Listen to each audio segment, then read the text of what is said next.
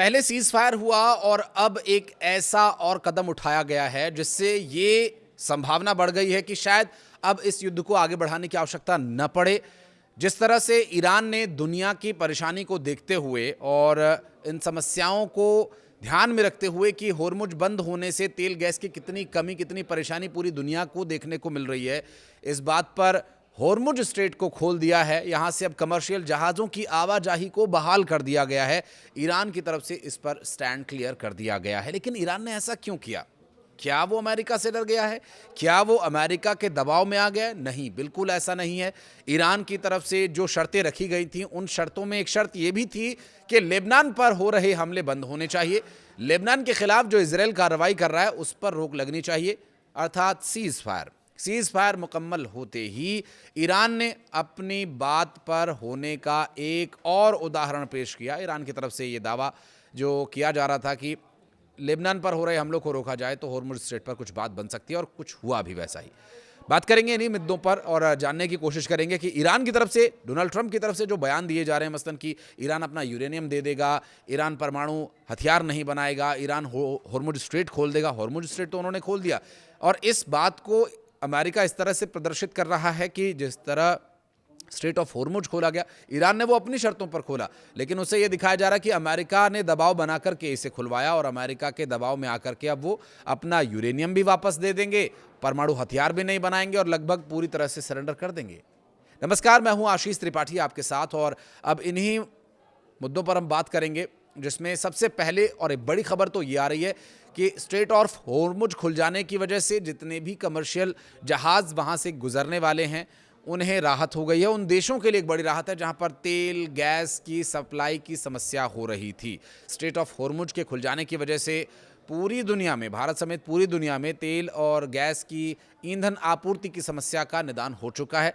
इसके लिए ईरान ने जो शर्त रखी थी, उन शर्तों को माने जाने के बाद ये निर्णय हो सका है।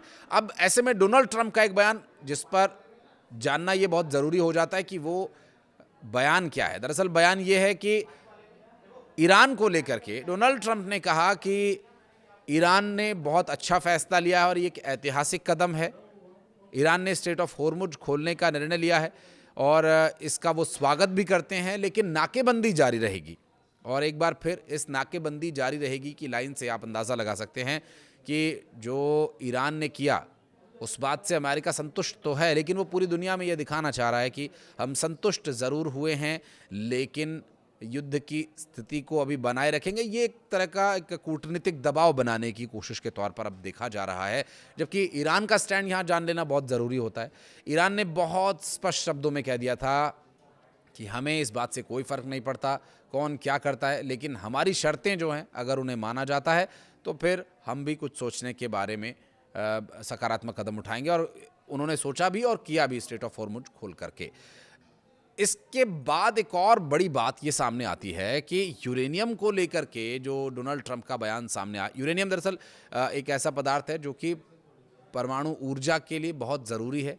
अब आप उससे विध्वंसक बॉम्ब्स बनाएं या फिर देश की तरक्की और खुशहाली के लिए बनाए जाने वाली बिजली में उसका इस्तेमाल करें, तो ऐसे यूरेनियम को अमेरिका ईरान से ले लेना चाहता है, जिससे कि वो परमाणु हथियार ना बना ले और कहीं वो इजराइल के खिलाफ या अन्य देशों के खिलाफ इस्तेमाल ना कर ले। क्योंकि ईरान के साथ जो कुछ अमेरिका और इजराइल ने किया, जाहिर है अगर उसके पास परमाणु हथियार होते तो शायद इस हद तक लड़ाई न बढ़ती, क्योंकि अमेरिका इजराइल दोनों ही परमाणु संपन्न देश हैं। अब ईरान भी यदि परमाणु संपन्न देश हो जाएगा तो टक्कर लगभग बराबरी की होगी, और ऐसी परिस्थितियों में अमेरिका और इजराइल कमज़ोर पड़ सकते थे। हालांकि अब भी क्या स्थिति बहुत ज़्यादा ताकत की नहीं है, लेकिन एक दबाव बनाने में ज़रूर उन्होंने प्रयास किया। अब इस वक्त यूरेनियम को लेकर के ईरान का कोई भी जवाब, कोई भी बयान ऐसा सामने नहीं आया जिससे ये पता चले कि ईरान अपना यूरेनियम उन्हें वापस दे देने वाला है या वो अपने आने वाले समय में परमाणु हथियारों पर काम नहीं करेगा। क्योंकि इस वक्त के युद्ध से अमेरिका की कमर पूरी तरह से टूट चुकी है। इजराइल के पास सैनिकों की भारी कमी है। वहाँ के सैन्य अधिकारी, वहाँ की सरकार के कई बड़े पदों पर बैठे लोग तिलमिलाए हुए हैं कि करें तो क्या करें।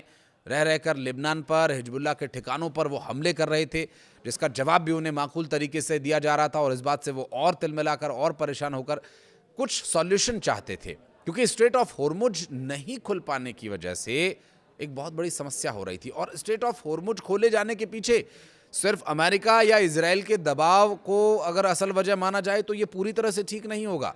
दरअसल ईरान के दोस्तों में शुमार चाइना की वजह से भी ये बड़ा कदम उठाया गया है।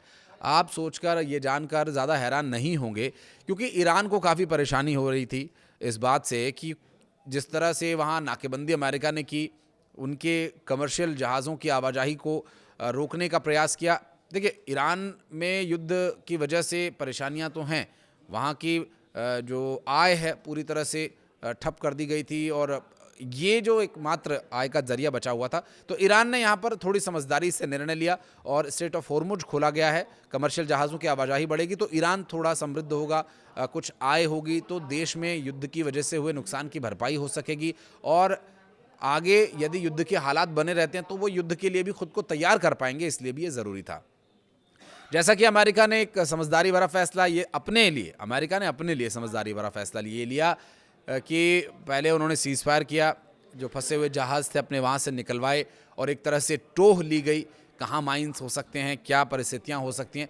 लेकिन अब सोचने वाली बात यह है कि अमेरिका जिसके पास तेल और गैस का इतना भंडार है, तेल और गैस के लिए डिपेंडेंसी जैसी सिचुएशन नहीं है, तो फिर वो स्ट्रेट ऑफ होर्मुज पर इतना जोर क्यों दे रहा है, क्यों उसकी सांसें यहाँ पर अटकी हुई हैं, इस पर भी बात करेंगे। वो दो महत्वपूर्ण बिंदु आपको बताएंगे जिसकी वजह से अमेरिका को ये स्ट्रेट ऑफ होर्मुज खुलवाना ही था किसी भी कीमत पर, चाहे उसे युद्ध से पीछे ही क्यों ना हटना पड़ता, और लगभग हटा है।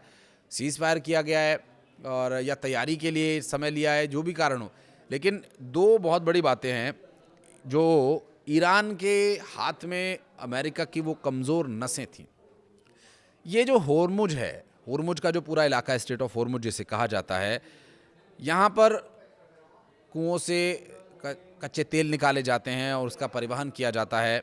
और ये जो रिफाइनरीज़ हैं, जो पेट्रोल, डीजल और बहुत सारा कई अलग अलग पेट्रोलियम पदार्थ निकाले जाते हैं, उसमें से एक और महत्वपूर्ण पदार्थ निकलता है जिसे हम सल्फ़र कहते हैं। सल्फ़र से बनता है सल्फ्यूरिक एसिड, और सल्फ्यूरिक एसिड से बनती हैं सेमीकंडक्टर हाई क्वालिटी चिप्स, और ये चिप्स इस्तेमाल होते हैं सुपर कंप्यूटर्स में, मिसाइल्स में, ड्रोन्स में, फाइटर जेट्स में, आर्टिफिशियल इंटेलिजेंस में, और ऐसी ही टेक्निकल आइटम्स जैसे कि रडार।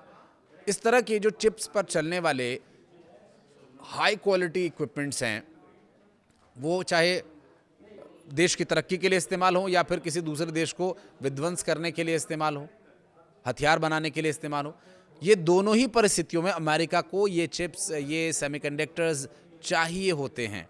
क्योंकि जिस तरह चिप्स को बनाने का काम ताइवान करता है, उसे खपाने का काम अमेरिका कर रहा है। अमेरिका को ये सब कुछ चाहिए होता है, और ताइवान ऐसी परिस्थिति में अमेरिका को आने वाले समय में ये सभी मुहैया नहीं करवा पाता।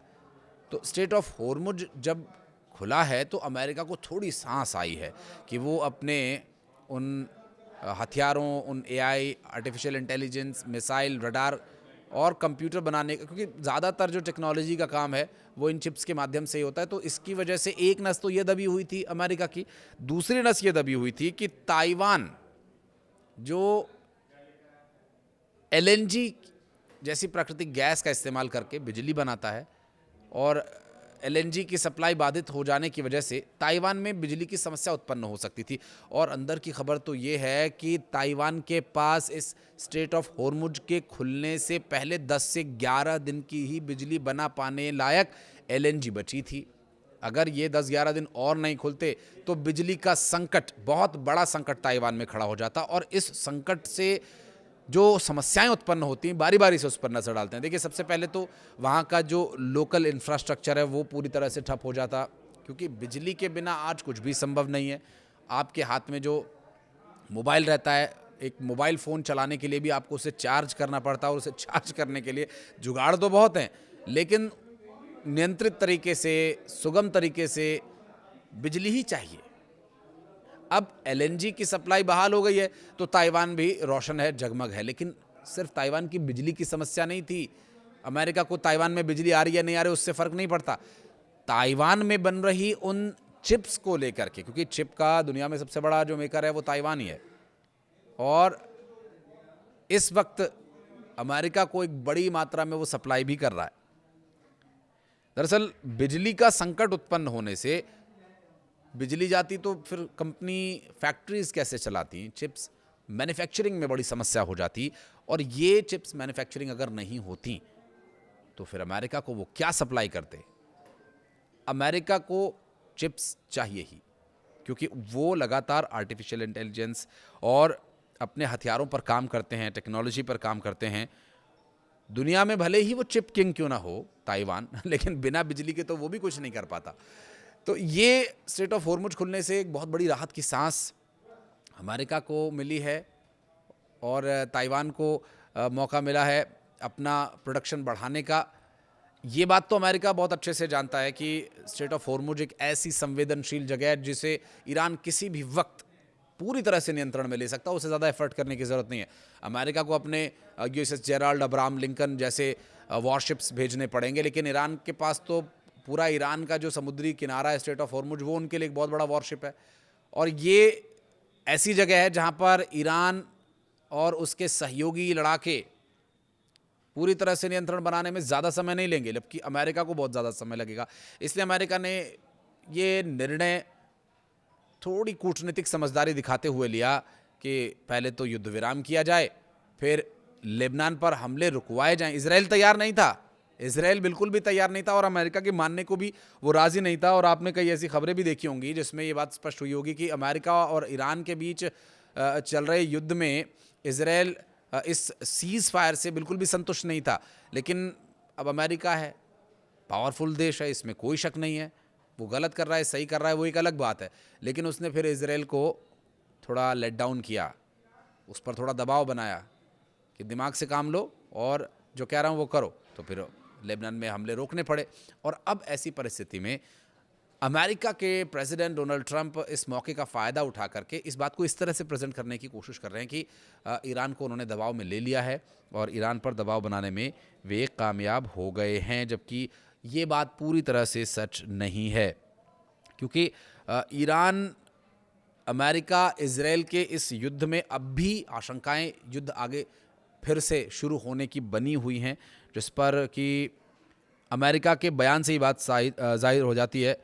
और चूँकि अमेरिका का बहुत कुछ स्ट्रेट ऑफ हॉर्मुज में फंसा हुआ था, तो सारे पत्ते भले ही उसके हाथ में हो, लेकिन परिस्थितियाँ अब थोड़ी सी सामान्य होती नज़र आ रही हैं। अब देखना ये होगा कि ये परिस्थितियाँ कितने दिन तक बनी रहती हैं, और ये युद्ध अगर ख़त्म हो जाता है तो पूरी दुनिया के लिए शांति अच्छी होगी। लेकिन ईरान का क्या? ईरान को जो नुकसान पहुंचाया गया है, ईरान के ऊपर जो बंदिशें लगाई गई हैं, वो तो वहीं का वहीं है। उसके बारे में तो कोई बात कर ही नहीं रहा है, उसकी तरफ किसी का ध्यान ही नहीं जा रहा है। ना तो अमेरिका इस बारे में कुछ बोल रहा है, ना इजराइल के द्वारा इस बारे में कुछ कहा जा रहा है। और ईरान जिन शर्तों पर ये मांग कर रहा था, उन शर्तों के माने जाने के बाद से अब अपने आप को रिबिल्ट करने की ओर संभवतः देख रहा हो, जिसके लिए उसने ये निर्णय लिया हो सकता है। आपको क्या लगता है ईरान ने ये निर्णय क्यों लिया? आप कुछ इस बारे में कहना चाहें तो कमेंट सेक्शन में ज़रूर बताइएगा। वीडियो को यहाँ तक देखने के लिए बहुत बहुत धन्यवाद।